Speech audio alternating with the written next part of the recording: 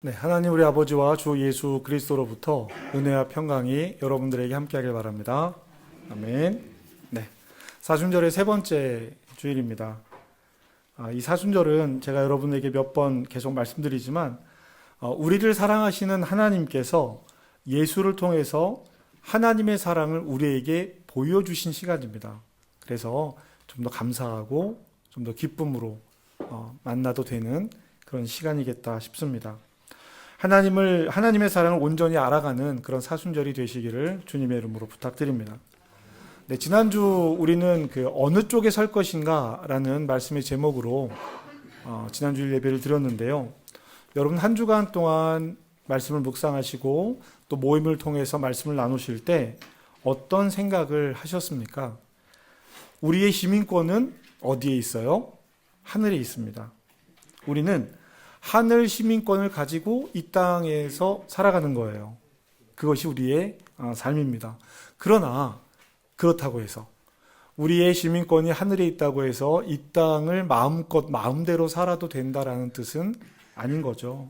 무의미하게 여겨서는 안 됩니다. 왜냐하면 이 땅에서 살아가는 삶 자체가 하나님 나라에 속한 사람으로 살아가는 것이기 때문입니다. 우리는 이것을 정체성이라고 표현할 수 있어요. 정체성입니다. 여러분, 정체성이라는 것은요, 내가 무엇을 하는 사람, 이게 정체성이 아닙니다. 정체성이라는 것은 어떤 일을 하든지, 무슨 일을 하든지 그 사람이 어떤 사람이냐라는 질문인 거예요. 무엇을 하는 사람, 이거는 직업이 될 수도 있고요. 그 사람의 역할일 수도 있습니다. 그러나 정체성은 그런 역할이 아니라 그 사람이 어떤 사람이냐라는 질문이에요. 사도 바울은 빌립보 교회에게 자신의 삶을 표대를 향해서 그리스도 예수 안에서 하나님이 위에서 부르신 그 상을 받기 위해서 달려간다라고 이야기했습니다. 만일에 바울이 얘기하는 거예요. 내가 무엇을 이루었든지 무엇을 얻은 것이 만일에 있다면 그것은 내가 한 것이 아니라 그리스도 예수 안에서 주님께서 주신 일을 지금 이 순간 하고 있다라는 뜻에 불과하다라고 이야기를 합니다. 아직 끝나지 않은 삶이라고 이야기하면서 우리의 삶을 계속 그렇게 표대를 향해서 가자고 이야기를 하죠. 이 이야기는 오늘 우리에게 큰 의미가 있습니다. 우리는 다양한 삶을 살아가고 있어요. 이 안에 있는 우리 모두는 직업도 다르고 그 직업을 통해서 얻는 그 성취도 다를 것입니다. 가정에서 만나는 느낌도 다를 수 있고요. 개인의 삶에서 만나는 느낌도 다를 수 있습니다. 자, 여러분은 여러분의 삶에 만족하십니까? 이만하면 괜찮다 싶으십니까? 안 만족하시나 봐요. 그래요. 혹은 이만하면 좋겠다라고 한다면, 혹은 아니 아직 나는 만족하지 못해 라고 한다면 무엇을 기준으로 놓고 만족하냐, 만족하지 못하냐 이렇게 생각하시냐라는 거예요. 무엇이 기준입니까? 사도 바울에게는 삶의 마지막까지, 사도 바울의 고백이에요. 삶의 마지막까지 자신이 어떤 삶을 살 것인지에 대한 고민을 사도 바울은 끊임없이 계속했습니다. 그리고 그것을 교회들에게도 이야기해요. 마지막 때의 심판의 날에 마지막에 하나님 앞에 섰을 때 이렇게 계속해서 자기의 삶을 이야기합니다. 그리고 그것을 표대를 향해서 살아가는 삶이라고 표현하고 있는 것 같습니다. 바울은요, 심판에 대해서도 이야기를 하고 마지막 순간에 대해서도 기회가 있을 때마다 말을 하는데 왜 그럴까요? 마지막을 향한 삶은 결국 지금의 삶이기 때문이에요. 우리가 저기까지 가고 싶어요. 저기까지 가고 싶어요. 내가 여기에 있어요. 그럼 여기에서 저기로 가는 길이 있을 거 아니에요. 이 길이 없이는 그 길에, 그 목표대에 다다를 수 없다라는 것입니다. 오늘 고린도 교회에게 보내는 이 편지에서도요, 바울은 마지막에 대해서 이야기를 하고 있습니다. 마지막에 대해서. 바울은 오늘 고린도 교회에게 이스라엘의 출애굽 사건을 빗대어서 고린도 교회에게 이야기를 합니다. 그런데 보통의 말씀에서 보면, 그 보통의 의미에서 보면 출애굽을 이야기할 때는 하나님께서 애굽 땅에서 이스라엘을 불러내셨습니다. 여기에 초점을 맞추거든요. 근데 오늘 바울은요, 하나님께서 이스라엘을 애굽에서 불러내셨습니다에 초점이 맞춰져 있는 것이 아니라 불러내신 다음에 가나안에 들어가느냐 들어가지 못하느냐 하는 이 과정에 대한 이야기를 하고 있어요. 과정에서 벗어난 사람들의 이야기를 하고 있더라라는 것입니다. 여러분 고린도전서 10장 1절부터 4절 오늘 우리가 읽은 말씀인데요. 오늘 다 하면 13절까지 다 보게 될 거예요. 오늘 우리가 읽은 말씀 1절부터 4절까지의 내용을 보면 하나님께서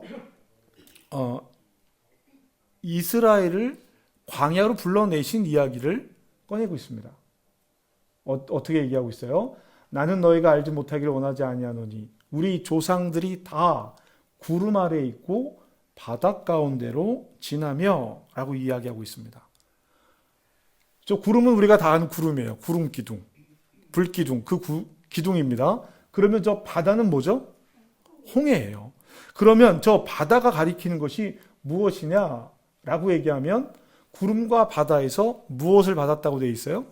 세례를 받았다고 되어 있습니다. 그래서 바다를 쓱 지나간 것이 물을 지나가면서 세례받은 것으로 묘사를 하고 있어요.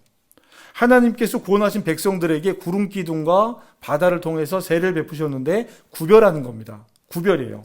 구름 기둥과 홍해가 아무에게나 주어지는 일은 아니었다라는 거예요. 구별된 이스라엘 백성들에게 있었던 일이었습니다. 그리고 이것을 세례라고 바울은 표현하고 있어요. 그러면 고린도 교회가 세례받은 사람들로 구성되어져 있구나라고 볼 수 있죠.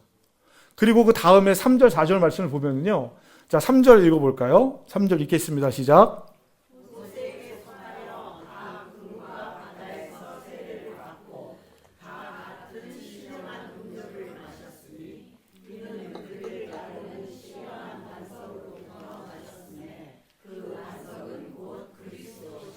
아멘. 신령한 음료를 마셨다고 되어져 있어요.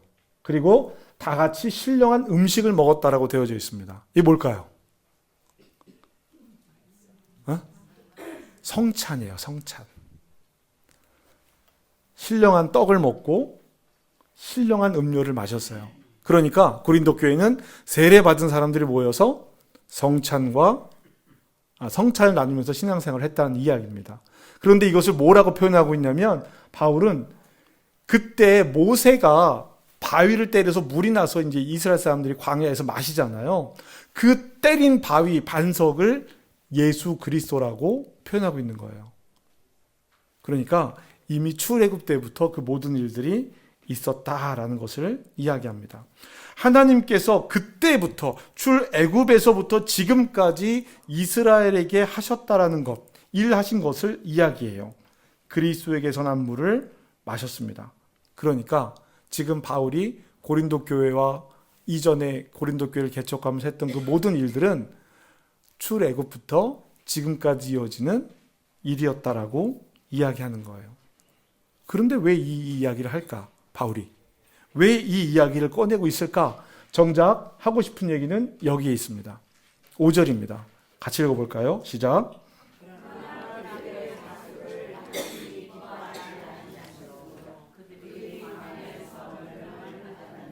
아멘.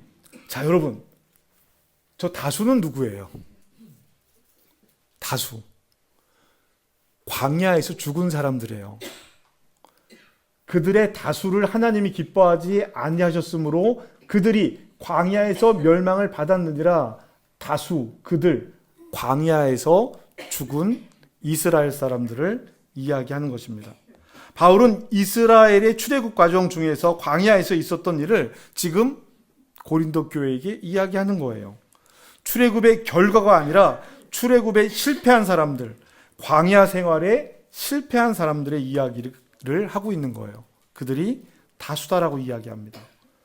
고린도 교회에게 세례도 받고 성만찬을 함께 나누는 사람들이, 만나와 바위에서 난 물을 마신 사람들이 그 사람들처럼 실패하고 있다라고 하는 것을 이야기하고 있는 것입니다. 왜 그 이야기를 하고 있느냐? 6절입니다. 같이 한번 읽겠습니다. 시작. 이러한 일은 우리의 본보기가 되어 우리로 하여금 그들이 악을 즐겨한 것 같이 즐겨하는 자가 되지 않게 하려 함이니. 아멘. 바울은요, 고린도 교회에게 출애굽한 이스라엘 백성들이 악을 행했고 그 결과 약속의 땅에 들어가지 못했다라는 것을, 그 실패를 교훈 삼아서 이야기하고 있는 거예요. 우리의 본보기가 되었다라고 이야기를 하는 것입니다. 우리가 그들이 행한 악을 반복하지 않도록 경계하기 위해서 이 말을 전한다라는 거예요. 그러면 고린도 교회에 이 이야기가, 이런 일들이 있었다 없었다? 있다라는 이야기죠. 그런 일들이 없는데 그런 이야기를 할 필요가 있겠어요? 없겠어요? 없습니다. 있으니까 하는 거예요. 그러면 그들이 갖고 있는 문제가 뭐였는지를 그 다음부터 이야기하는 거예요. 첫 번째 문제입니다. 첫 번째 악이에요. 그들 가운데 어떤 사람들과 같이 너희는, 그들 가운데 어떤 사람들은 누구예요? 광야에 있던 사람들, 출애굽했던 사람들 같이 너희는 우상 숭배하는 자가 되지 말라. 기록된 바는 성경에 기록된 이야기겠죠. 백성이 앉아서 먹고 마시며 일어나서 뛰논다 함과 같으니라 라고 이야기를 하고 있습니다. 여러분, 저 뒤에 기록된 바 이후에 나오는 말씀은 출애굽기 32장에 나오는 말씀이에요. 모세가 십계명을 받으러 시내산에 올라갔을 때 백성들이 금송아지를 만듭니다. 금송아지를 만들어 놓고 한 일이 먹고 마시고 일어나서 춤추며 뛰어놀았다 라고 성경이 기록하고 있는 거예요. 바울이 그 이야기를 가져다가 이야기를 하고 있습니다. 금송아지를 만들어 놓고 제사를 지냈어요. 그런데 놀랍게도 금송아지의 이름이 뭐예요? 금송아지를 뭐라고 불렀을까요? 출애굽한 이스라엘 백성들이 하나님이라고 미처 부르지도 못하고요, 우리를 애굽에서 불러낸 자라고 얘기합니다. 우리를 애굽에서, 이스라엘 백성을 애굽에서 불러낸 자가 누구예요? 불러내신 분이 누구예요? 하나님이시잖아요. 금송아지를 만들어 놓고 하나님이라고 얘기합니다. 그리고 그 금송아지에게 제사를 지냈는데 화목제와 번제를 드렸다라고 성경 기록하고 있어요. 화목제와 번제는 사람들이 하나님께 드리는 제사입니다. 그러니까 금송아지를 놓고 하나님이라고 부르고 하나님께 드리는 제사의 형식을 가지고 제사 드렸다라는 거예요. 고린도 교회가 우상의 문제를 심각하게 가지고 있었다라는 것입니다. 고린도전서 8장 말씀에 보면은요, 이 지장파에 나오는 모든 음식이 신전에서 제사 드리고 나오는 음식이니까 우리가 이 고기를 먹어도 돼요, 먹어도 안 돼요, 이런 얘기를 논하고 있어요. 고린도전서 8장에 보면 사도 바울은 그때 이렇게 얘기합니다. 나는 고기를 먹는 게 아무런 나에게 문제가 되지 않지만 누구라도 한 사람이 내가 고기 먹는 것 때문에 낙심한다면 나는 결단코 고기를 먹지 않겠다. 고린도 교회가 가지고 있는 문제였어요. 여러분, 우상은요, 우리 신앙생활의 모든 문제, 이 이후로 나오는 세 가지 문제를 더 언급하는데요, 이 모든 문제의 출발점은 어디냐면 우상입니다. 모든 문제는 우상에서 출발합니다. 저는 이 우상이라는 말을 욕구와 욕망이라는 말로 바꿔서 여러분께 이해를 해드리고 싶어요. 우상이라고 말을 하니까 나는 다른 신을 섬기지 않아요 라고 너무나 자연스럽게 우리가 다 이야기하죠. 여기 예배하러 온 우리가 하나님 앞에 예배하러 왔지 부처님께 알라신께 혹은 힌두교의 그 많은 신들한테 우리 그런 거 아니잖아요. 하나님께 예배 드리러 왔습니다. 그러니까 우리는 우상을 섬기지 않아요 라고 말할 수 있다는 거예요. 그렇게 생각하기 쉬워요.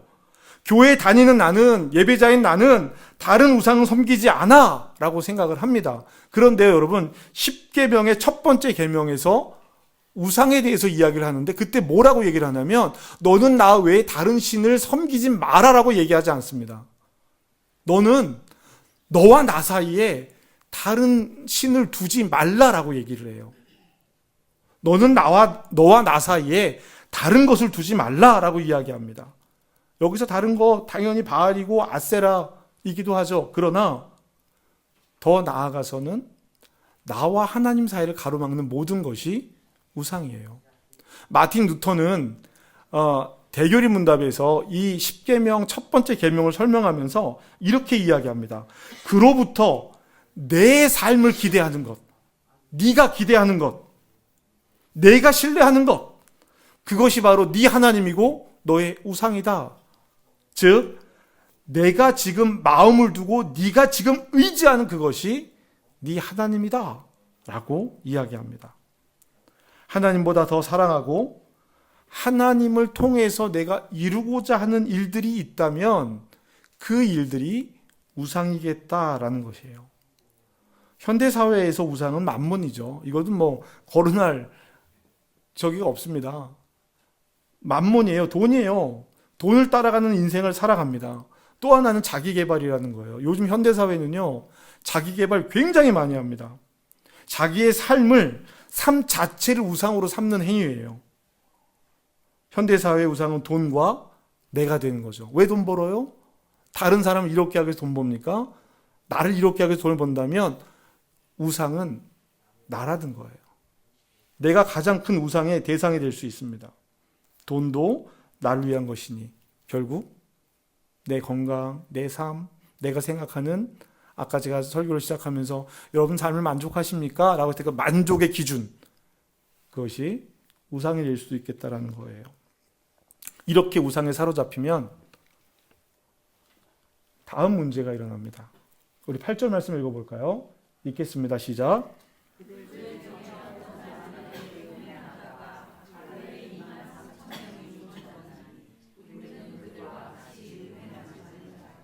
아멘.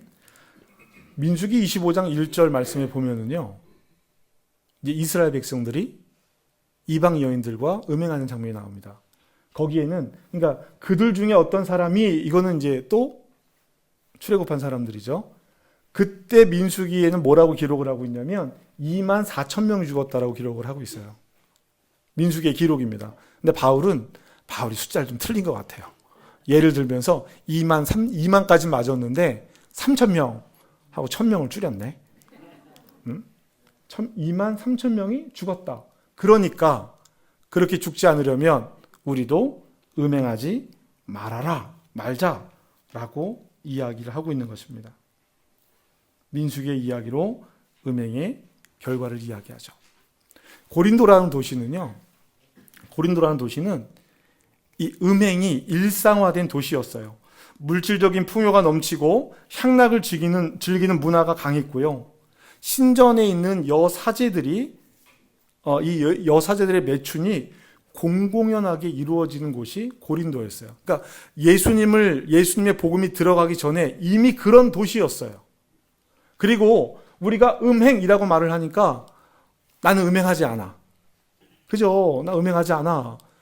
너무나 자연스럽고 당당할 수 있는 문제라고 생각을 하는데요. 여러분 여기서 말하는 음행은요, 단순히 성적인 문제가 아니에요. 내 인생을 즐기기 위해서, 내 몸과 마음을 즐겁게 하기 위해서 누리는 쾌락의 모든 것을 음행이라는 말로 표현을 하고 있는 겁니다. 더 먹고, 더 마시고, 더 즐기고, 나의 쾌락을 위해서, 나의 몸의 자극을 위해서 하는 모든 일들을 음행이라고 생각하면 돼요. 이러한 환경에서 사람들은요, 음행에 대해서 매우 관대한 태도를 보였습니다. 심지어 신앙인들조차 이를 단순히 문화로 받아들이는 거예요. 우리가 이 땅을 지금 살아가면서 문화로 받아들이는 거짓된 것들이 얼마나 많은지 모릅니다. 그거는 살면서 당연한 거 아니겠어? 이 땅에 살려면 그거는 해야 돼 라고 여기는 일들이 굉장히 많아요. 바울은 이런 상황을 심각하게 여기면서 이 문제를, 말하고 싶어 하지 않은 이 문제를 말하고 있는 겁니다. 성경의 이야기를 통해서 말이죠. 그리고 세 번째는 이것입니다. 그들 가운데 어떤 사람이 주를 시험하다가 뱀에게 멸망하였나니. 이거 뭐죠? 네, 불뱀에게 물려 죽은 그 사건을 이야기하는 거예요. 불뱀에게 물려 죽은 사건. 그와 같이 하나님을 시험하지 말자라고 합니다. 이스라엘 백성들이요, 하나님이 우리를 광야로 불러내서 죽이려고 하는구나 라고 막 불만을 얘기하는 거예요. 왜요? 자기들이 원하는 방식으로 자기들이 원하는 때에 이 일이 이루어지지 않으니까 하나님이 우리를 다 죽인다라고 불만을 막 떠들어대니까 독사, 불뱀이 와서 막 물어 죽이기 시작합니다. 물기 시작해요. 그때 하나님께서 모세를 통해서 내린 처방이 뭐였냐면 놋뱀을 높이 쳐들고 그 놋뱀을 보면 산다라는 거예요. 여러분, 말 돼요, 안 돼요? 안 되죠. 뱀에 물렸는데요, 놋뱀을 보래요. 산대요. 뱀에 물리면 어떻게 해야 돼요? 어떻게 해야 돼요? 모르세요? 네? 죽어야 돼요. 저희 어릴 때 시골에서 뱀이 하도 많고 뱀에 물린 사람들이 많아가지고요, 학교에서 이걸 알려줬었어요.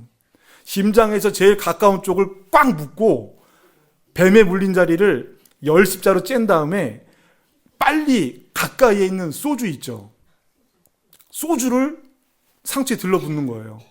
그렇게 되면 삼투압 현상이 일어나서 독이 빠져나와요. 입으로 빨면 이에 잇몸에 상처가 있는 사람이 그 독이 이로 들어가기 때문에 더 빨리 죽어요. 그래서 양동이나 세수대야에 물린 부위를 담그고, 옛날에 소주가 이만씩한 소주가 집집마다 있으셨었어요. 그걸 부으면 사는 거예요. 그리고 병원으로 빨리 옮겨가는 겁니다. 이걸 학교에서도 배우고 집에서도 배웠어요. 말이 안 되잖아요. 놋뱀을 보라니요. 놋뱀을 보라니. 시험하지 말라는 거예요. 하나님께서 우리를 이끌어내셨으면 이끌어내신 결과가 반드시 있을 것인데 우리를 여기에서 죽이는구나 라고 시험하는 거예요. 그 뱀을 본 사람들은 살고 뱀을 보지 않은 사람들은 죽었으니까 하나님을 시험하지 말아라. 그리고 그 이야기가 10절에 연결되어서 원망하지 말라고 나오는 겁니다. 마찬가지예요. 가나안 땅에 정탐꾼으로 들어갔다 온 사람들이 정탐꾼으로 갔다 와서 우리는 메뚜기 같고 우리는 벌레 같고 우리는 큰일 났다, 우리는 다 죽었어 이렇게 얘기하니까 그 사람들이 어떻게 돼? 결과적으로 가나안에 못 들어가요. 원망하지 말라는 겁니다. 어떤 사람들이 원망하다가 멸망시키는 자에게 멸망하였나니 너희는 멸망하지 말라는 거예요. 물론 우리도 때로는 하나님 앞에서 원망하는 마음이 들 수 있고요, 낙심할 때도 있습니다. 그러나 그 상태에 머물지 말라는 거예요. 그 상태에 머물지 말고 언제나 우리의 계획보다 앞서가시는 하나님의 신실하심을 신뢰하라고 이야기하는 겁니다. 정리하면 고린도 교회에게 바울이 이야기하는 것은 우상 숭배한 자가 되지 말라, 음행하는 자가 되지 말라, 하나님을 시험하지 말라, 하나님을 원망하지 말라. 그 이야기는 뭐예요? 그런 사람들이 있다 없다? 있다. 우리 가운데도 그럴 수 있겠다. 바울은 고린도 교회의 문제를 출애굽은 했지만 가나안에 들어가지 못한 이스라엘 백성들의 행동의 결과로 말하고 있습니다. 그러면 그 얘기는 뭐예요? 동일한 세례를 받고 같은 성만찬을 나누는 신앙인일지라도 모두가 같은 결말을 맞지 않을 수 있다라고 경고하는 것입니다. 여기에서 주목해야 할 중요한 점은 무엇이냐면요, 똑같은 세례를 받고 똑같은 성만찬을 나누는 한 믿음의 공동체 안에 이런 일이 있겠다라는 것입니다. 바울은 자신의 삶이 표대를 향해 달려가는 과정임을 언급하면서 아직 완성되지 않는 삶의 결과를 섣불리 판단하지 말라고 권면합니다. 또한 자신에게 어떤 성취가 있다면 그것은 내가 한 것이 아니라 그리스도 안에서 이루어진 일임을 고백하고 있습니다. 그래서 어떻게 해요? 마지막까지 하나님의 뜻을 따라야 한다라고 강조하고 있는 거예요. 지금 잘 되고 있는 것처럼 보여도, 지금 잘 안 되고 있는 것처럼 보여도 아직 마지막이 아니니까 마지막까지, 끝까지 해야 한다는 겁니다. 이것이 바울이 전하고자 하는 핵심 메시지입니다. 함께 읽겠습니다. 시작.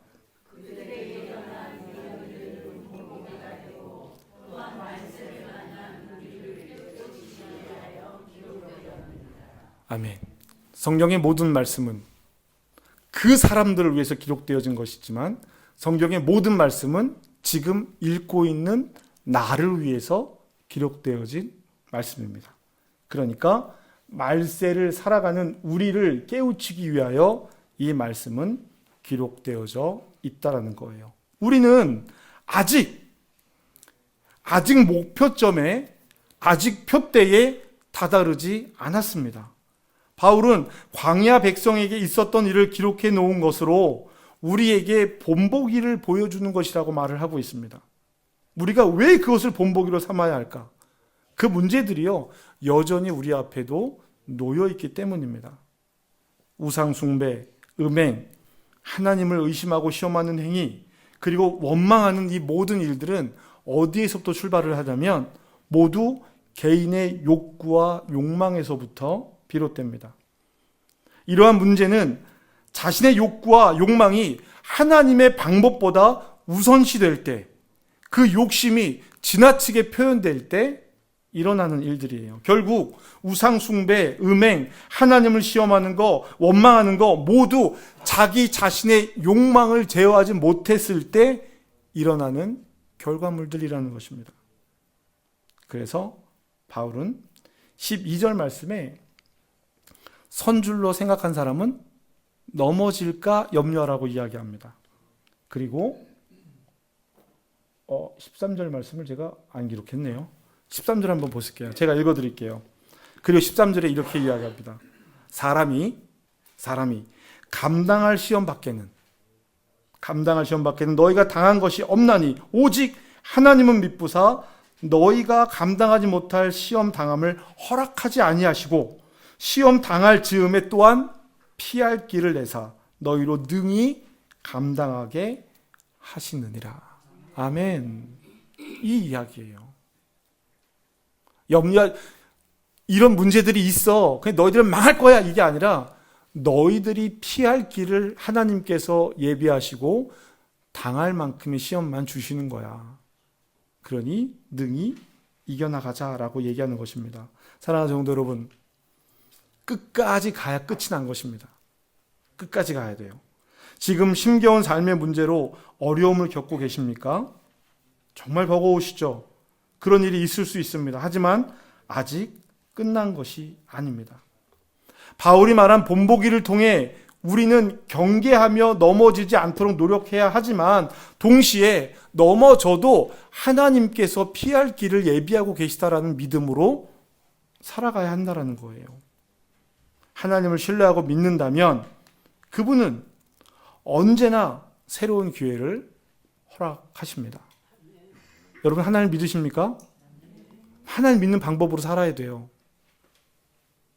하나님 믿는 방법으로 살아야 됩니다. 여러분, 여기 컵에 물이 있어요. 이 물이 독물입니다. 독약이에요. 여기 독이 담겨져 있어요. 마셔야 돼요? 마시지 말아야 돼요? 안 마셔야죠. 하나님이 능치 못할 시험이 없으시니까 이 독물을 마셔도. 아니요. 독이 있다고 생각하면 마시지 말아야 됩니다. 그죠? 그것처럼 우리가 하나님이 계시다라는 것을 믿는다면 하나님이 계시는 것을 믿는 삶을 살아야죠. 그래야 마지막에 표대에 다다르죠.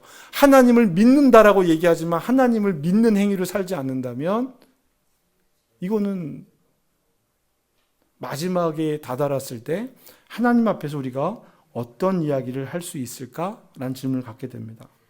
여러분, 염려하지 맙시다. 힘을 냅시다. 이토록 우리를 위해서 이런 기록들이 기록되어져 있잖아요. 말씀하시는 하나님이 결코 우리를 내버려 두지 않는다라는 거예요. 지나가 보면 아, 그때 그런 일이었구나 라고 고백되어지는 일들이 있어요. 다만 그 순간에 그것을 깨닫지 못하는 거예요. 그러면 우리의 믿음은 지금 이 순간에도 나를 위해서 일하시는 하나님이 계시겠구나, 이 믿음이 있어야 하는 거겠죠. 여러분, 하나님보다 더 사랑하는 것을 세상의 방법으로 얻으려고 하지 마세요. 모든 문제는 여기에서 시작을 합니다. 구하더라도 원하고 바라더라도 하나님의 방법으로 오직 하나님께 구하며 얻으려고 노력해 보는 것은 어떨까요? 하나님의 길을 물으십시오. 과정 중에 주저앉지 말고 끝까지 한번 가봅시다.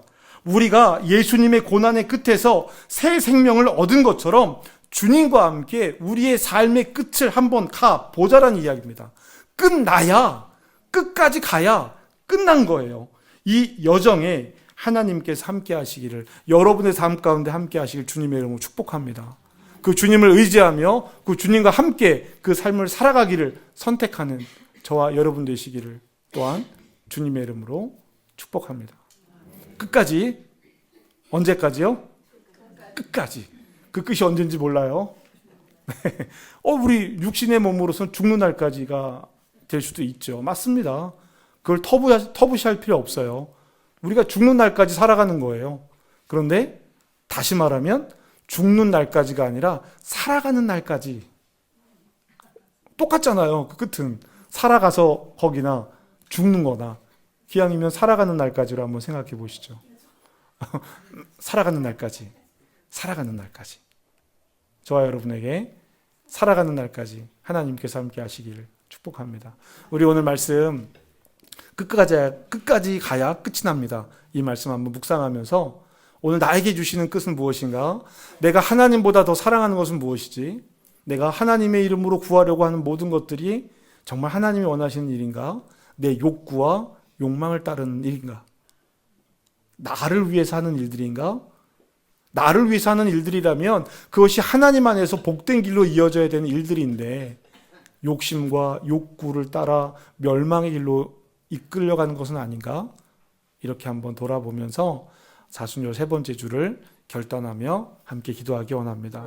우리 함께 오늘 말씀 돌아보면서 기도하시겠습니다. 기도합시다. 하나님, 삶에서 만나는 일들이 있습니다. 반드시 지나가야 하는 순간들이 있습니다. 때로는 그 일이 나의 삶을 하나님 곁에서 떠나게 하기도 합니다. 낙심하고 죄를 짓고 내 삶을 더 중요하게 여겨서 하나님보다 더 큰 신으로 나를 삼을 때가 있습니다. 세례를 받고 성찬을 나누고 하나님께 예배를 드려도 우상과 음행과 시험과 원망의 순간들이 나를 짓누를 때가 있습니다. 하나님, 오늘 바울이 고린도 교회에게 전하는 말씀을 듣게 하시니 감사합니다. 우리가 다른 끝에 도달한 사람들의 이야기를 통해 올바른 끝에 다다를 수 있기를, 흔들리는 순간 결단할 수 있기를 주님께 기도합니다. 성령께서 우리와 함께 하셔서 우리의 삶을 도와 주시옵소서. 아직 끝나지 않은 삶을 붙들고 다시금 하나님 앞에 결단하게 하여 주시옵소서. 주님, 우리의 삶을 도와 주시옵소서. 예수님의 이름으로 기도합니다. 아멘.